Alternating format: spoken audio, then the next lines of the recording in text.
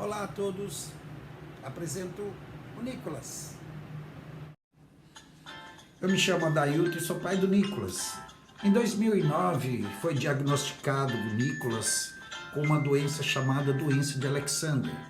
De lá para cá nós tivemos muitas histórias, alegrias, tristezas, e isso eu quero compartilhar com vocês nessa série. Pais especiais, seus filhos, suas histórias. Olá, esse vídeo eu quero trazer para vocês a história da traqueostomia do Nicolas. É interessante esse vídeo porque nós tivemos que tomar uma decisão muito difícil, porque o Nicolas estava passando por uma situação difícil, porque estava dando muita broncopneumonia, porque ele estava aspirando o líquido quando ele engolia. Então eu vou estar explicando tudo sobre essa história de como nós tomamos a decisão, como foi importante para nós ali. E é interessante esse vídeo para você que tem uma criança, uma pessoa na sua família, um filho, uma filha, para que você possa tomar talvez essa decisão no futuro, ou talvez você esteja passando por isso. E eu acredito que esse vídeo vai trazer muitos esclarecimentos sobre a traqueostomia. Muitas pessoas têm dúvidas se o seu filho vai conversar, não vai. Então, eu quero passar isso para vocês, essas decisões para vocês. Também quero passar os cuidados necessários para quem tem uma criança, um filho, né, em casa com traqueostomia. Nós vamos estar falando com o Marcelo, é o fisioterapeuta do Nicolas. Ele vai trazer noções básicas o que aconteceu ali com o Nicolas na época em que ele precisou colocar a traqueostomia, e vai ser interessante para vocês assistirem. Eu gostaria então que você desfrutasse desse vídeo, e eu tive que dividir o vídeo em três, né, fazer essa história, contar essa história em 3 vídeos, e eu espero que você goste, espero que você compartilhe esse vídeo, dê o seu gostei ou não gostei, faça suas sugestões, sua pergunta, e eu vou estar, na medida do possível, respondendo para todos. Vamos então a mais um vídeo, Pais Especiais, Seus Filhos, Suas Histórias. Nesse primeiro vídeo, então, eu quero começar conversando com o Marcelo, fisioterapeuta do Nicolas, que ele vai estar trazendo algumas noções, e à medida que ele vai falando, eu vou estar começando a contar a história do Nicolas, mas eu gostaria antes que você tivesse as informações com o Marcelo, e na sequência dos vídeos eu vou contando a história do Nicolas. É interessante você prestar atenção, porque algumas noções básicas ali sobre o que o Nicolas passou. Ele teve que usar um CPAP, as noções dos cuidados, dúvidas sobre o pulmão. Então tudo isso a gente vai estar perguntando para o Marcelo agora. O vídeo teve que ter alguns cortes porque o Marcelo estava fazendo o atendimento da fisioterapia do Nicolas, então ele foi dividido em alguns cortes, tá bom? Espero que você goste, então curta o vídeo aí. Bom, eu estou aqui com o Marcelo, o fisioterapeuta, mais uma vez dando uma aula aqui para nós, porque eu estou gravando vídeo sobre a traqueostomia do Nicolas. E então eu tenho, nós passamos por um processo, eu queria que o Marcelo falasse alguns termos técnicos para que você entendesse, e também a importância ali da traqueostomia na vida das pessoas. Ô Marcelo, queria fazer uma pergunta para você. Qual que é a importância, então, da traqueostomia na vida de um paciente que está numa cama? Você dá para dar uma palhinha para nós? Então, hoje a traqueostomia, né, a importância dela hoje é uma via aérea pérvia, né? Uma via aérea de fácil acesso, uma via aérea que a gente possa ter uma facilidade para fazer uma oferta de oxigênio para esse paciente, uma oferta de ventilação mecânica, caso seja necessário, eu vou chegar nesse ponto. E no caso, uma emergência também você tem uma via aérea fácil para fazer um socorro, uma intercorrência, o paciente já está com uma traqueostomia, já está com uma via aérea aberta, né? Nesse caso é importante e também para higiene brônquica, você fazer as higiene do paciente com traqueostomia. O Marcelo estava me falando que a pessoa que não tem traqueostomia, ela tem que fazer a limpeza pelas vias aéreas, né, Marcelo? Via aérea superior, no caso, Isso. o nariz, né?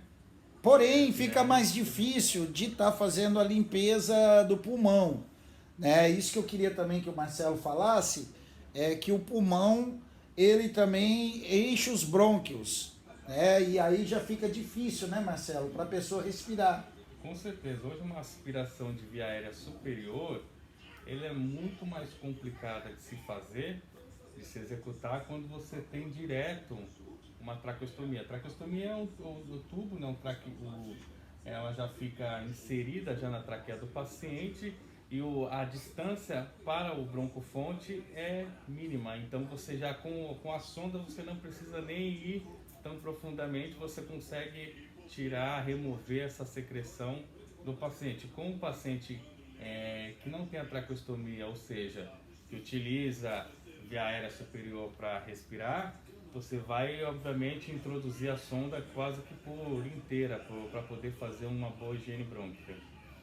E também a manobra, né, Marcelo? Tem que fazer a manobra também. Muita manobra para você poder fazer, né, e recrutar, retirar essa secreção. Ok. Bom, nós tivemos que mudar a posição para o Marcelo continuar fazendo a fisioterapia do Nicolas, porque é muito importante esse trabalho que o Marcelo faz da fisioterapia nos pacientes. Por quê? Porque, né, Marcelo, vai desenvolvendo os músculos que muitas vezes ficam parados, né? No caso aqui do Nicolas, a gente faz um trabalho de fortalecimento, alongamento, né? Mobilização articular para evitar que as articulações deles fiquem com rigidez e posteriormente deformidade. Então a gente faz um trabalho, um alongamento global e depois faz a mobilização articular.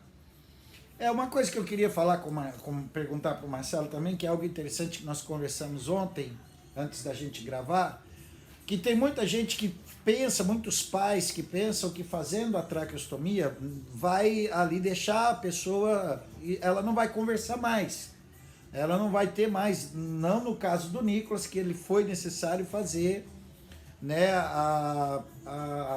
fechar, né, no caso do decanulação. Nicolas, né, no caso do Nicolas foi feita uma separação, né, da região de via aérea superior com a parte inferior, com a traqueostomia, ou seja, no caso dele houve anulou as cordas vocais dele para poder fazer o quê?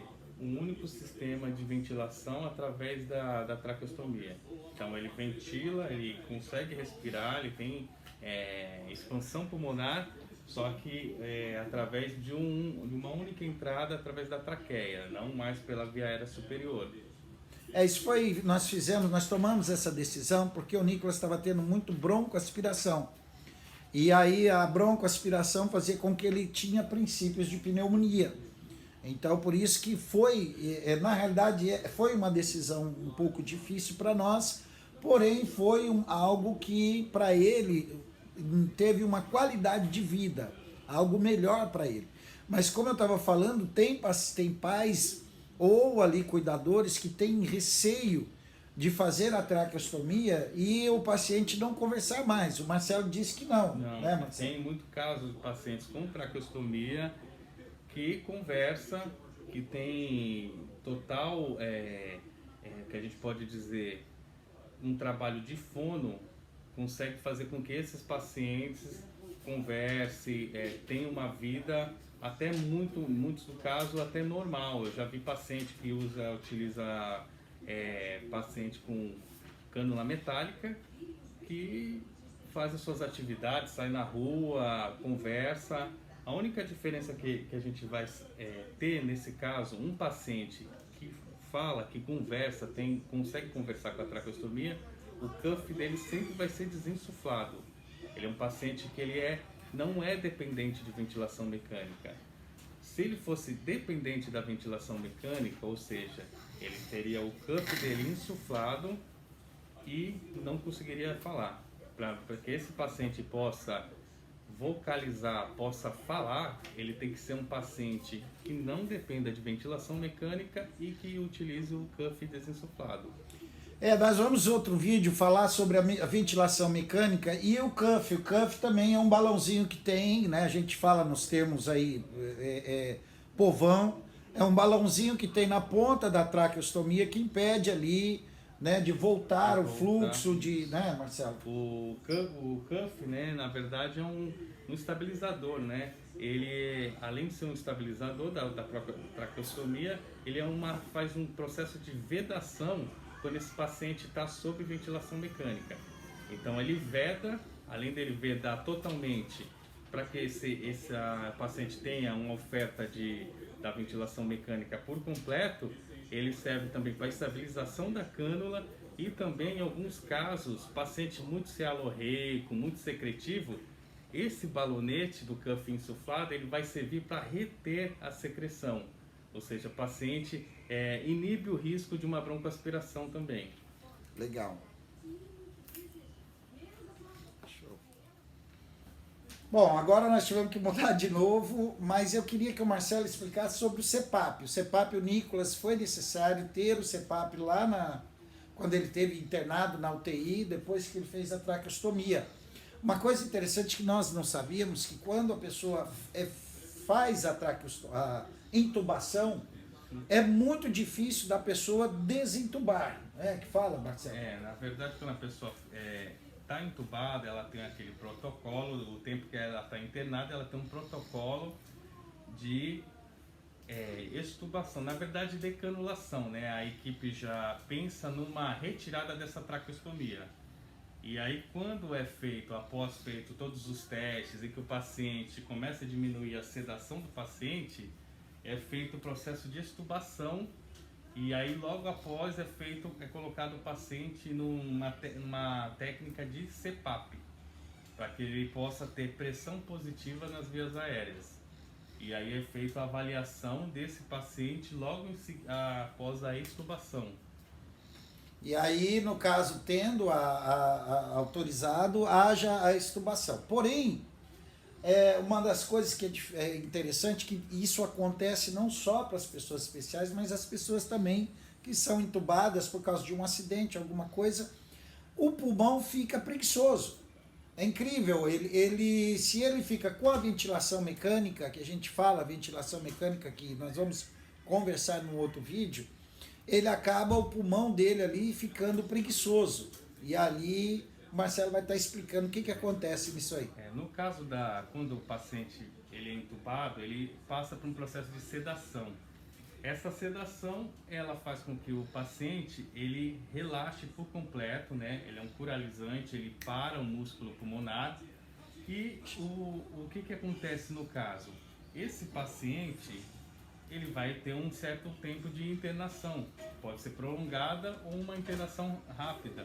Porém, esse músculo, por estar sendo efeito de uma sedação, quando é retirada essa sedação, ele não tem uma expansão por completa, ele não tem aquela força o paciente muitas das vezes está saindo da sedação, ele não tem um drive por completo. Então é necessário aos poucos esse pulmão ir voltando. Então aí quando ele é retirado do tubo, a gente faz o processo de extubação desse paciente, nós colocamos numa técnica de CPAP justamente para ele expandir esse pulmão que ficou durante um tempo mais acomodado pela sedação. O que é interessante que ele falou também, que o pulmão, ele cola, né? Como é que é o termo técnico? Colabora. Ele colaba, né? Ele fica colabado e depois a gente precisa fazer uma terapia de responção pulmonar para esse paciente, para que ele possa ter a complacência pulmonar. O que ele está falando é assim, entenda que o pulmão parece dois panos molhados, né? Que quando encosta, ele gruda ali. Como se fosse uma sanfona que fechou ali e ela grudou. Não tem mais a expansibilidade, ela está com dificuldade para expandir. Então ela não tem aquela complacência de abrir e fechar como um pulmão novamente. E aí é necessário o trabalho dos aparelhos, do CPAP também, para que ele possa... Um trabalho de fisioterapia manual, com muita manobra de expansão, e o CPAP auxilia nesse momento, com uma pressão positiva direta nas vias aéreas. Então, aí são os termos aí técnicos aí que eu queria estar passando para vocês, para que vocês pudessem analisar a cada caso, como o Marcelo falou. Há casos que são muito importantes que tenha a traqueostomia. Vai dar uma qualidade de vida melhor para o seu filho, para o paciente, vai dar uma facilidade maior do trabalho do fisioterapeuta. Então, se o médico, seu médico der ali uma ideia, vir com uma necessidade sobre fazer a traqueostomia, pense muito bem nisso. Pense, porque você vai estar dando uma qualidade de vida melhor para o seu filho, para a pessoa que você está cuidando. Então isso é muito importante, você está pensando nessa situação aí. Vale lembrar que a traqueostomia ela reduz em 95% o número de internações. Isso já é um estudo já comprovado. Pacientes com traqueostomia tendem a internar menos que um paciente acamado que não tem a traqueostomia.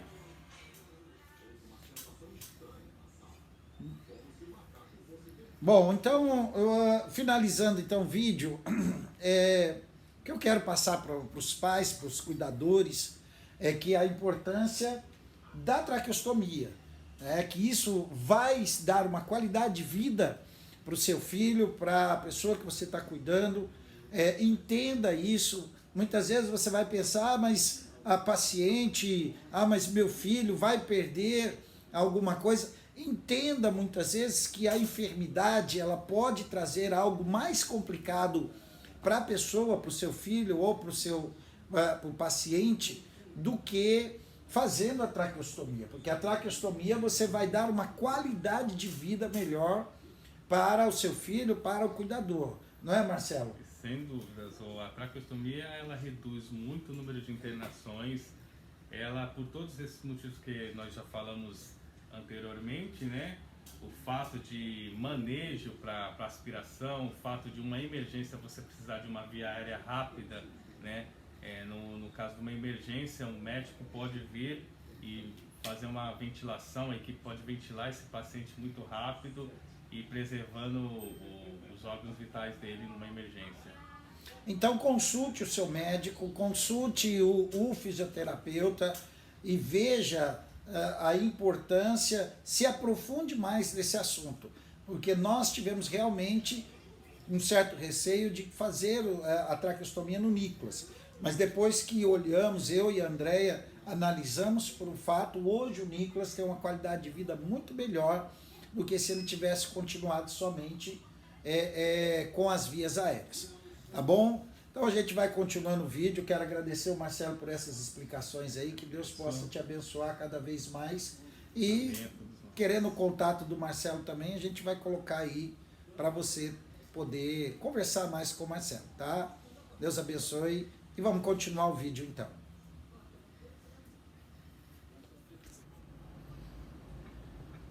Eu quero finalizar então esse vídeo, o primeiro vídeo, sobre a traqueostomia do Nicolas, debaixo desse sol maravilhoso que Deus nos dá. lendo um texto bíblico para você que diz, que está em Eclesiastes no capítulo 3, versículo 1 em diante. Tudo tem o seu tempo determinado e há tempo para todo propósito debaixo do céu. Há tempo de nascer, há tempo de morrer, há tempo de plantar, há tempo de arrancar o que se plantou.